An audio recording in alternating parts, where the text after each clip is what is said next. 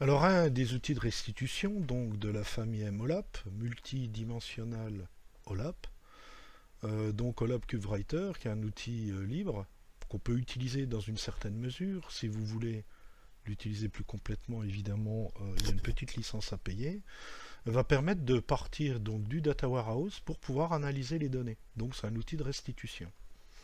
Alors je vais repartir de mon datamart qui me permet de voir tout ce qui se passe sur les batailles, notamment le nombre de casques qui ont été ramenés, le chiffre d'affaires du casque, par rapport à quatre dimensions que sont les combattants qui ont participé aux batailles, une dimension temporelle pour savoir ce qui s'est passé un jour donné, un mois, un semestre, une année, les casques, et puis les différentes batailles.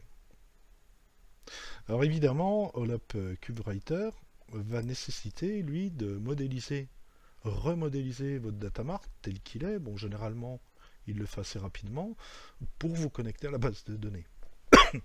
Donc là, vous voyez par exemple que je suis sur la table bataille, casque, donc vous avez la base de données en ligne, et à chaque fois, il vous dit quelles sont les informations. C'est pas là son intérêt. Son intérêt, c'est de dire comment vous allez interroger les indicateurs numériques que vous avez là, par rapport à quelle hiérarchie que vous allez définir par rapport aux dimensions. Et en fait, ça c'est la base, et les dimensions vont se replier sur cette base pour faire un cube multidimensionnel. Dans ce cas-là, on a 4 dimensions.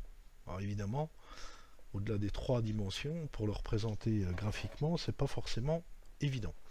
Alors moi, j'ai représenté ici les axes dimensionnels que je voulais utiliser dans mon CubeOLAP. Donc j'ai dit que j'avais une dimension bataille avec le nom du lieu de la bataille, et vous voyez que je les ai organisés hiérarchiquement.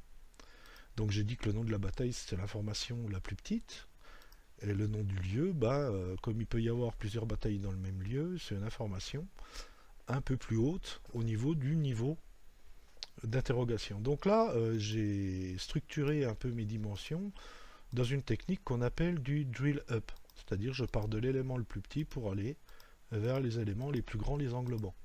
Alors il y a une autre technique qui s'appelle drill down qui vous permet de faire le contraire, de partir des éléments les plus grands pour aller vers les éléments les plus petits. Donc là j'ai mes 4 dimensions d'analyse, et puis ici j'ai mes indicateurs, donc mesure évidemment en anglais. Alors les techniques de type MOLAP vous impliquent de construire votre cube, parce qu'il ne peut pas vous faire l'interrogation directement. Il faut déjà qu'il parte des données de base que vous voyez en bas. Et une fois que vous avez défini les dimensions, vos indicateurs, comment vous voulez analyser votre modèle en étoile, lui va vous construire un cube multidimensionnel dans lequel vous pourrez naviguer. Alors je vais le construire, ça prend suivant l'importance des données. Bon là c'est parce que, comment dirais-je, c'est la version d'essai. Donc voilà, il va vous construire votre cube et il va vous proposer des diagrammes simples et basiques pour pouvoir faire des analyses de type tableau croisé dynamique sur les dimensions pour lesquelles vous voulez faire les analyses, avec des systèmes de filtrage, des systèmes de navigation à l'intérieur du cube, d'autres types de données. Voilà, bon je vais revenir en arrière, en colonne, voilà, sur lesquels vous pouvez naviguer, etc., etc. Et il vous propose, et c'est là son intérêt, d'utiliser Excel, donc hyper connu en tant qu'outil de bureautique, pour pouvoir utiliser Excel pour faire vos graphiques si vous voulez faire des graphiques particuliers. Par exemple, là, je vais aller lancer évidemment mon cube dans Excel. Alors lui, il utilise une macro à partir de laquelle vous pouvez dire je veux interroger ça, donc là il vous donne la totalité, et puis après les différents axes que vous voulez utiliser. Donc là il vous dit sur les batailles, ici par rapport aux casques qui ont été pris pendant les batailles, il les met dessous, mais je peux les déplacer pour obtenir mon tableau croisé et avoir un ratio. Donc ça c'est l'intérêt évidemment des technologies MOLAP, puisque Excel tout le monde connaît, donc ça vous oblige pas à utiliser un nouvel outil de restitution, et puis disons qu'après, évidemment, vous pouvez en faire ce que vous voulez de vos données, faire des graphiques, utiliser les tableaux de base, etc. etc.